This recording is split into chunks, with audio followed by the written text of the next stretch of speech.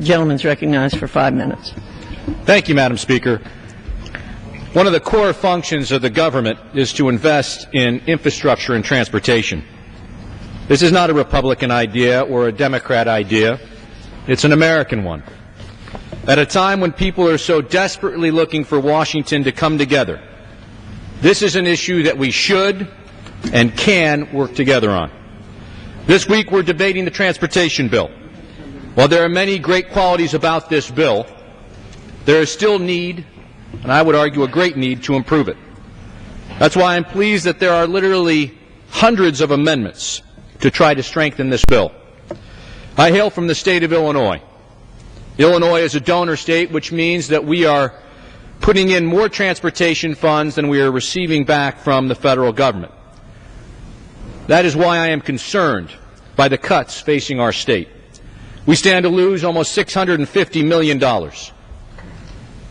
As one of the largest manufacturing hubs of the country, our region cannot afford to lose this critical funding. Our transportation funds help strengthen our local economy and keep jobs at home. Let me be clear. There are some very good steps in this bill that I believe we all should be able to embrace. The bill provides long-term certainty to states when they're planning their transportation projects. We haven't had a transportation bill in a number of years, since 2005, and this would provide a 5-year stability. It includes numerous reforms that enable states to cut through the red tape, speed up completion of projects, many taking about 15 years today. That would be going down to 7 or 8 years in the future. I'm pleased that the bill strengthens the Harbor Maintenance Trust Fund, which impacts places like Waukegan Harbor. Waukegan Harbor is a critical part of the Great Lakes Harbor system and helps bring jobs home to the 10th District that so desperately needs them. That being said, there are several aspects about this bill that need to be resolved.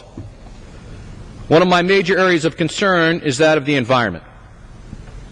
Madam Speaker, the bill would open a portion of the Arctic National Wildlife Refuge, better referred to as ANWR, to oil and gas drilling. For over 50 years, the development of ANWR has been debated greatly.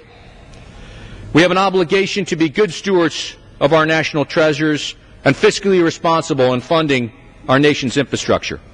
However, including the Arctic Refuge drilling provision will greatly complicate the transportation bill moving forward and make agreement with the Senate far more difficult.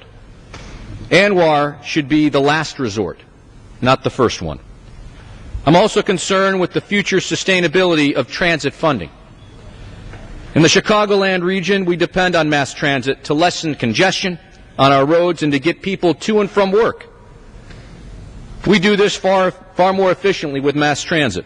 50% of the people on the area's highways and interstates would be increased if it were not for mass transit. So think about that. For the people back there that have driven through Chicago, if we were to add an additional 50% on the already congested roads, it would make life far more difficult for moving goods and services around, for getting people to and from work. This is not what we need. Mass transit is a vital program and one that we need to preserve. They need to have the certainty out there for funding. In Illinois, our state will face a $137 million shortfall each and every year if this bill is enacted as it stands right now. And this is unacceptable. With all this being said, I believe that we have much to do, and we can work together to build the transportation bill that states and gives long-term planning and completes projects faster. But we do not need to do so at the detriment of mass transit or the environment. So let's work together and make this a better bill that we can all be proud of and move our country forward. And with that, Madam Speaker, I yield back. The